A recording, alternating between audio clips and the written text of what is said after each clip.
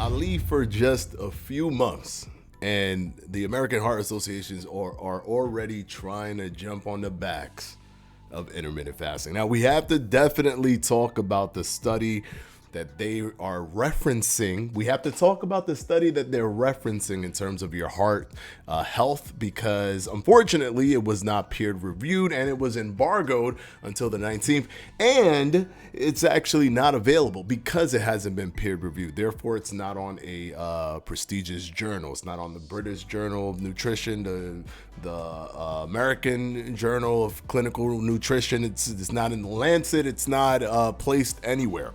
So we just have to go by what they're saying. To be fair, we don't even need to actually use their specific study to kind of dive deep into this data, because they're simply using the National Health and Nutrition Examination Survey, a survey that has been used since 1999. Now, if anyone recalls on this channel, we've talked about the National Health and Nutrition Examination Survey so many times because they did this study before. They actually looked at people between the years of 1999 up until like 2007, 2008, and they determined the same exact thing, that intermittent fasting had a higher risk for mortality regarding heart health. But it was flawed. And we talked about how flawed that study was. Now, looking at the American Heart Association and what they stated themselves, they said that 8-hour time restricted eating linked to a 91% higher risk of cardiovascular death. Right, and they stated their limitations. They stated the study's limitations included its reliance on self-reported dietary information. Now, what does that mean? That the person was simply given a questionnaire, they filled out the questionnaire, and they gave it back. Now, what you don't know is that this was only 2 times they were given these questionnaires, 2 times, where they had to recall things that they did a year ago. What did you eat exactly a year ago? Quick, tell me right now, what did you eat Monday of this date, 2020? What did you eat exactly? Please tell me exactly what did you eat. This is how they had to do the recollection. So that's already flawed in and of itself. Now, you might say to yourself, okay, well, maybe these participants simply just kind of already have this routine that they've been following for an entire year nonstop, and that they could just simply recall exactly what they've been eating. But there are more limitations than that. That's already a limitation. You're asking all of these, 20,000 people to be able to do that accurately, which is already difficult. They're not scientists, they're regular people being given these questionnaires. Factors that may also play a role in health outside of daily duration of eating and cause of death were not included in the analysis. Now, here's the cool thing.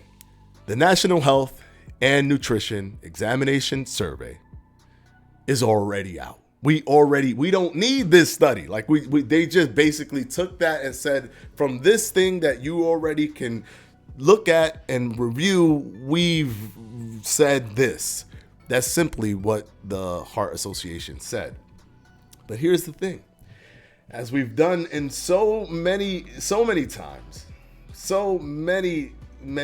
before, we've already looked at studies that looked at the National Health and Nutrition Examination Survey. Now, there's one that looked at 24,000 people. And this one took a snapshot of from 1999 to 2014. So from 1999 to 2014, in the Journal of the Academy of Nutrition and Dietetics, where it was run by Yang Bu Sung and colleagues, and this actually was published in March of last year. So it's funny. They're doing it this year.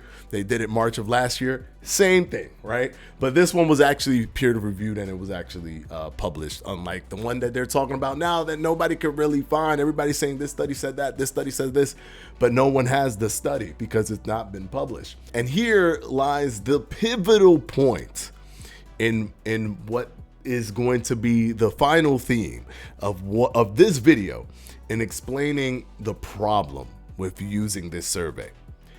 Here are the results. During the 185,398 person years of period, so it's putting everybody together, 4,175 deaths occurred, including 878 cardiovascular deaths. Most participants, 56.7%, ate 3 meals per day. So most people ate 3 meals per day in this study, as shown in the table. Compared with participants with 3 meals per day, participants eating fewer than 3 meals per day, which is the people that they bunched up and grouped into as the intermittent fasting group. Although they were not necessarily doing intermittent fasting, they were not even necessarily purposely skipping breakfast or skipping dinner or what have you. They simply were just eating in smaller time windows, by the majority of them by happenstance, right? Not because,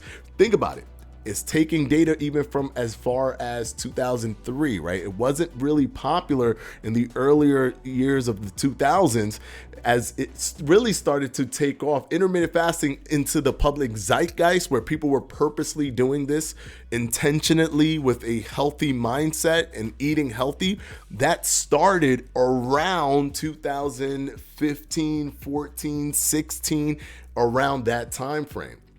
So keep that in mind. That's important. People weren't in mass doing intermittent fasting purposefully for health at this time, for the majority of this thing. And the only difference is this one ends in 2016, and there's 2 more years added to the examination survey data for the American Heart Association that they just dropped. So anyways, compared with participants with 3 meals per day, participants eating fewer than 3 meals per day were more likely to be younger, men with less education, a lower family income. It gets worse. Current smokers, heavy alcohol drinkers, higher physical activity levels with lower total energy intake and lower diet quality food. So just higher activity levels in comparison to the amount of food that they were consuming, and lower diet quality, right? Food insecure and higher frequency of snacks. They were less likely to have diabetes and cancer at baseline. The characteristics for participants who ate more than 3 meals per day were comparable to those for participants with three meals per day, except participants who ate more than 3 meals per day were more likely to be with higher physical activity levels, higher total energy intake, and higher diet quality. You have to understand, this is not looking at an intermittent fasting group versus a 3 meals, 5 meals, 6 meals per day group. This is looking at people with poor lifestyle habits that, because of their income, sometimes tend to eat less frequently. Not because they're doing intermittent fasting, but because they have no choice but to choose just 2 meals per day sometimes, or even sometimes 1 meal. And when they are eating that 1 meal, as it states in the National Health and Examination, or National Health and Nutrition Examination Survey is a long acronym, it's poor food, and they're snacking, and they're drinking, and they're smoking. So when it's all said and done, this is oranges to apples in terms of the intermittent fasting system that you yourself are using, or that you are even thinking of in comparison to this. I've said it before, talking about this. I've said it before, talking about the Heart Association help. I'm not kidding. The videos are everywhere from my past. I can post them up here. You can see them stretching back as 5-6 years ago.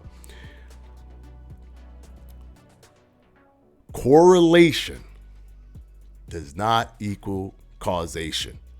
Just because somebody is running with a book bag on and he gets hit with by a bus, and somebody's running without a book bag and he doesn't, does not mean that wearing book bags increases your chances of getting hit by a bus. Anyways, welcome back, guys. We're back here on Fledge Fitness.